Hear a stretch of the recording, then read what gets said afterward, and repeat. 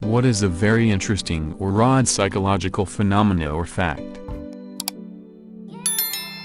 Alternately, they can completely forget that the person died. My great-grandparents were married almost 70 years, and when she died he was convinced she was just in the hospital. Over the next 3-4 months we had to tell him usually at least once a day that she was dead, and it broke his heart every time. Probably the worst thing I've ever had to experience. This happened to me a lot when I would do acid. The one time I remember best is my friend had a bottle of water and he flung some at me, and I saw all the individual droplets slowly coming towards me, pulsating and rotating. And it was like he knew what would happen because he said that was really cool, right? Yes it was. I've got a super lame example of this. I was running down a steep hill. About halfway down I realized I did not have control anymore. Gravity was accelerating me and I wasn't sure I could move my feet fast enough to keep up. Everything slowed down and I was trying to decide if I should dive and try to control my fall. I looked to the left and it was clear. I looked to the right and there was a grate I would hit. I started thinking about how to fall to best protect myself when I reached the bottom and stopped safely. It was probably about 4 seconds from the first oh shit until I was at the bottom, but I put a lot of thought into what to do in that 4 seconds. I've experienced this when I was in high school. I was driving with some friends of mine during the winter months, and our car slid into a tree. Right before we hit the tree, I distinctly remember time seeming to slow down as we plowed through the tree. It was a small tree. The whole thing took about 3 seconds, but it felt like 30 seconds to me. I remember the moment right before we hit the tree, and the moment right after when I was running away. The friend wasn't supposed to be driving people yet because we were only 16. I didn't realize this was an actual thing. Tachypsychia. Essentially, under situations of extreme stress, your mind starts processing information at such a high rate of speed that time seems to slow down in your perception. Victims of car crashes experience it. I experienced it during my first firefight in Afghanistan. It was like the entire world was slow motion. Famously, you saw Tom Hanks' character Captain Miller and Saving Private Ryan experience it during the Normandy landing sequence.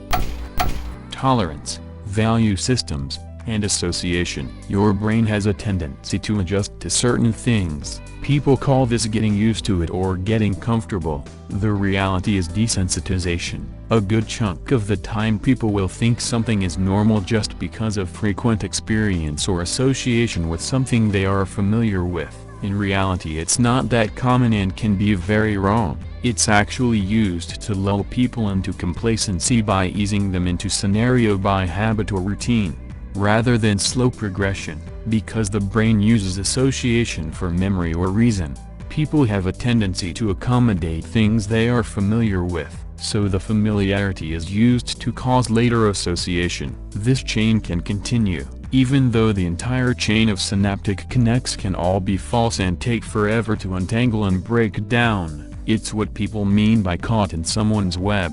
The neural network of the brain being manipulated in this way is the reason for a lot of disorders and their difficulty in recovery, especially due to bias or the Pygmalion effect. Johari's window is cool too, but I like the dynamic of decision-making between acting and thinking too. Edit.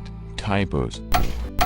The brain is incredibly good at filling in the gaps. I mean, the reason optical illusions work is that we're constantly losing information between our eyes and brain due to lack of bandwidth, and our brain fills in what makes sense. It may well be that there's gaps in the memories due to that trauma, and your brain has filled the spaces with what you would expect to be there, because you know you were there. It adds you to the memory but has no version of you from that memory, so puts the current you in. It's not actually you from then because you're the wrong age. So part of your brain still sees that addition as another person. The third-person view could be a way to parse this dissonance. No way to know if that's true.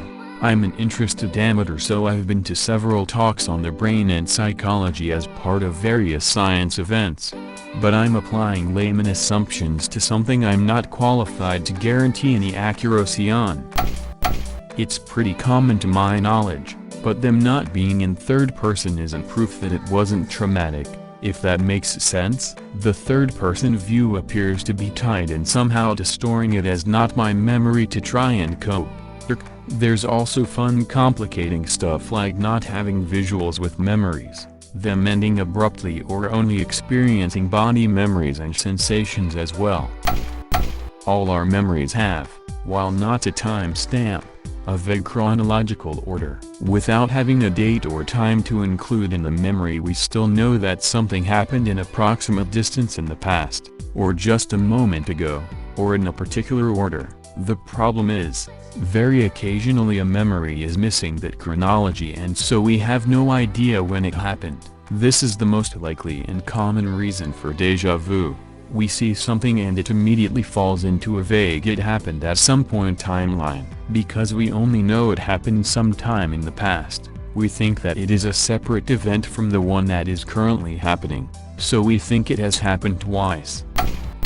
The word is typoglycemia. The typical paragraph included to show this is, Akdrnigtuershierjetkmabrigda inervtc, idiosentmter wat oredrthiltiers in a radar. The olnia permanentihing is tat the frist and losateltier be at the orgitpkli. The reset can be a totalmsis and you can side or it wouth it porbem. Tis is bgusi e the huam idios not redervielt strabiasalif, but the rod is low.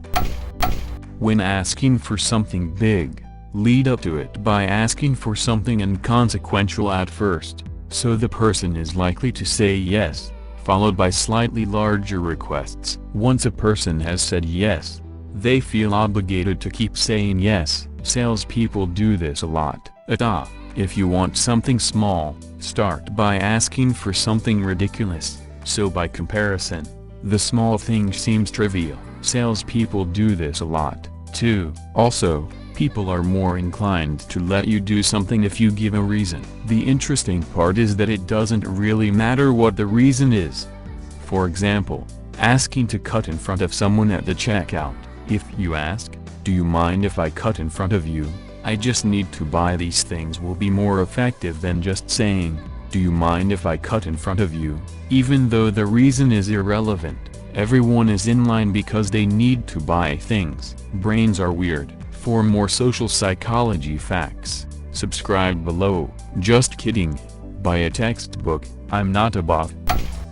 My family was encouraged to keep up the delusions when my grandma had Alzheimer's. She'd ask when her dad, who had been dead for 60 years, was coming to pick her up, and we would tell her he got busy on the farm and would be there soon. It was so upsetting to tell her the truth that it was more kind to lie and keep her in a happy mental state.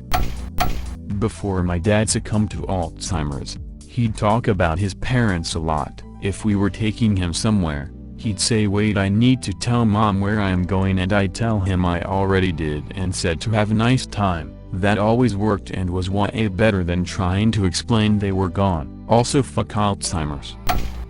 We ran into this while taking care of my grandmother once dementia had set in. She kept asking where various family members were. Originally my mother would remind her that person had been dead X years. My grandmother would get angry she wasn't told prior and would grieve all over again. I was in high school and after watching it enough times I would say they were over on whatever street the cemetery they were buried in was on. She'd handle it better. She knew where they were, not why they were there, was able to get other family members to follow suit.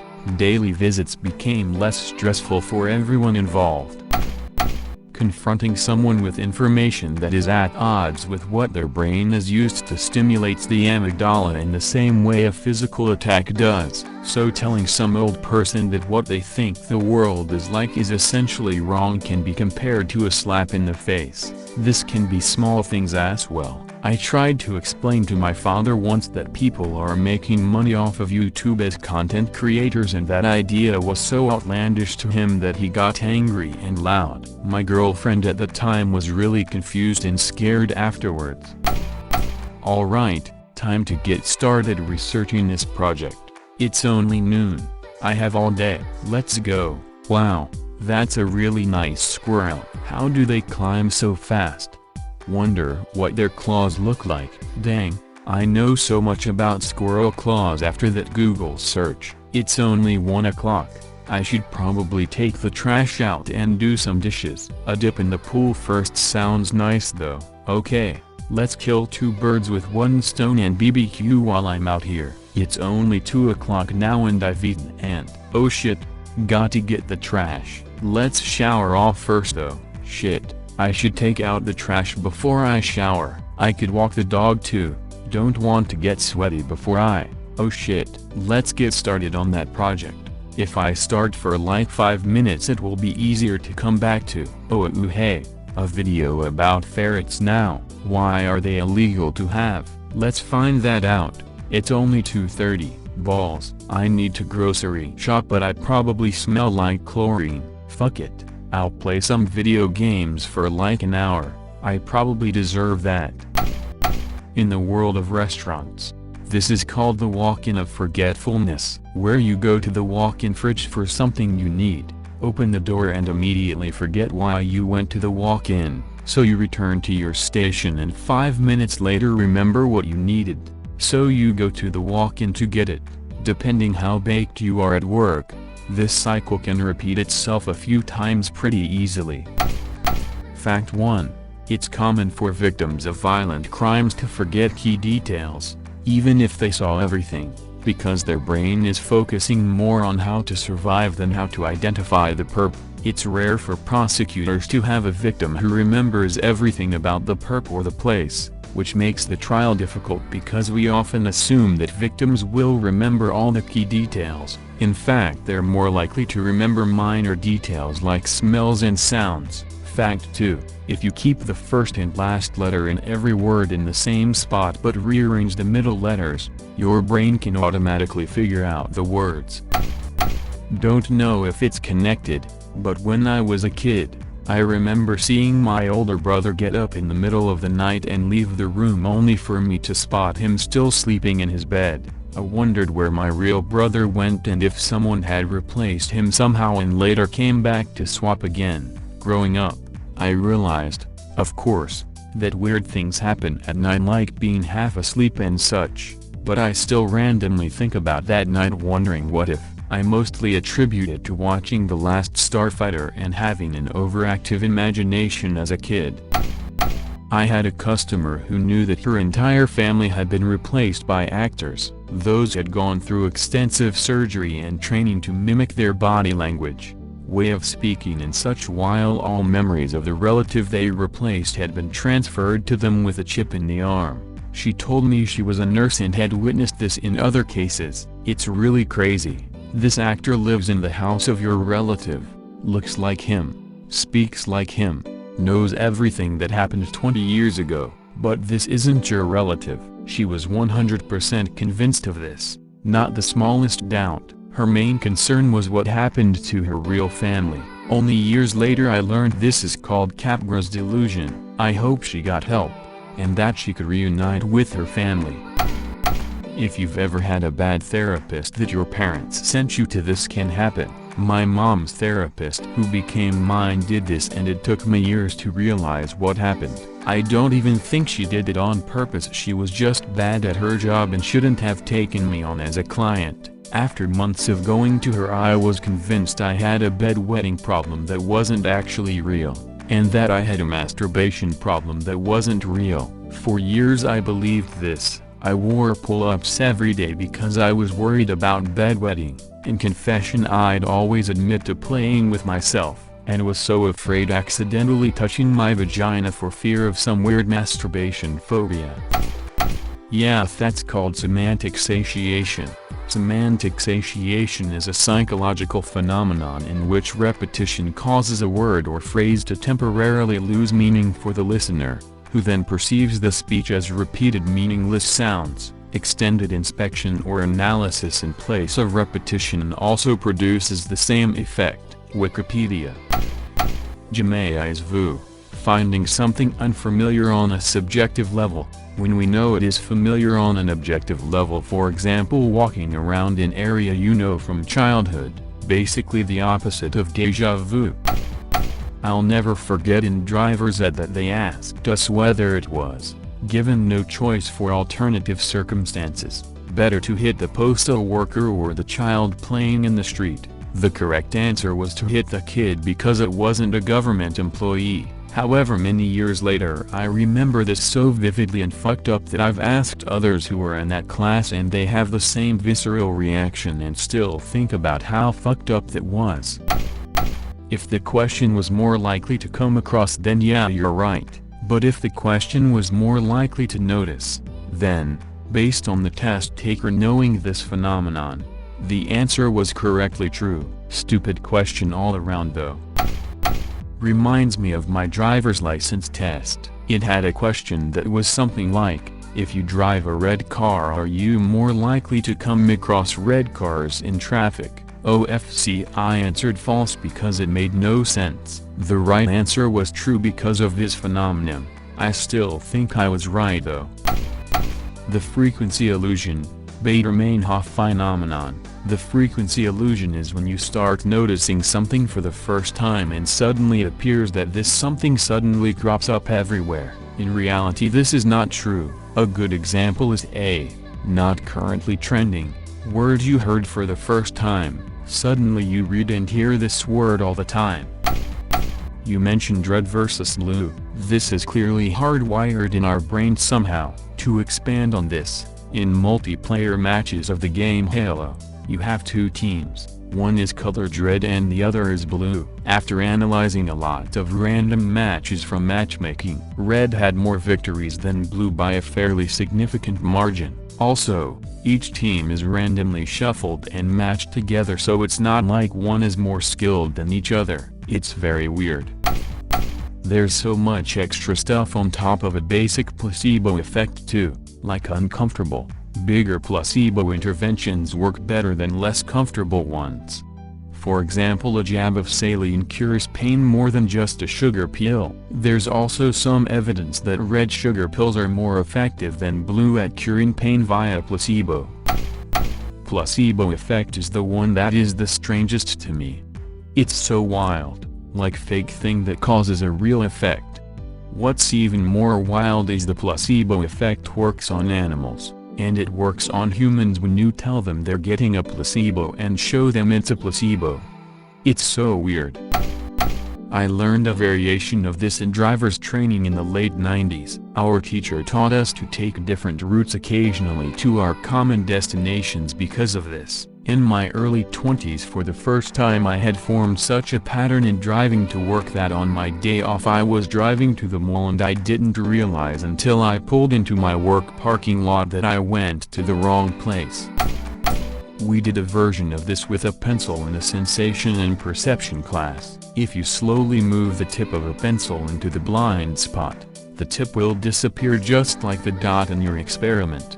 However, if you keep moving the pencil past the blind spot so that it comes out the other side, your brain will fill in the gap with the rest of the pencil that you shouldn't be able to see. Lots of other cool experiments can be found on Google too. This reminds me of the blind spot trick. So, at the place on your retina where the optic nerve connects, we have no rods or cones. This creates a blind spot. Like in your fun fact, the brain simply fills in this space with whatever is around it. You can find your blind spot by taking a piece of paper, about the size of a note card, draw an X and a dot a couple of inches apart, with the X on the left and the dot on the right. Close your left eye, focus on the X using only your right eye. You might have to move the paper further away from your face, or maybe closer. Do this slowly and the dot should disappear from your periphery vision. You can do this with either eye. Obviously, just make sure you are closing the eye that is in the same side as the dot. There are actually blood vessels obstructing light from reaching certain areas in your eye. effectively creating a shadow. Your brain filters this out and essentially fills in the gaps so you don't actually see this spiderweb-like network of black lines. However, you can visualize them by shining a light at a diagonal into your eye, not directly, and gently wiggling it about. This means your brain doesn't have enough time to filter it out and you see the spiderweb-like network of blood vessels.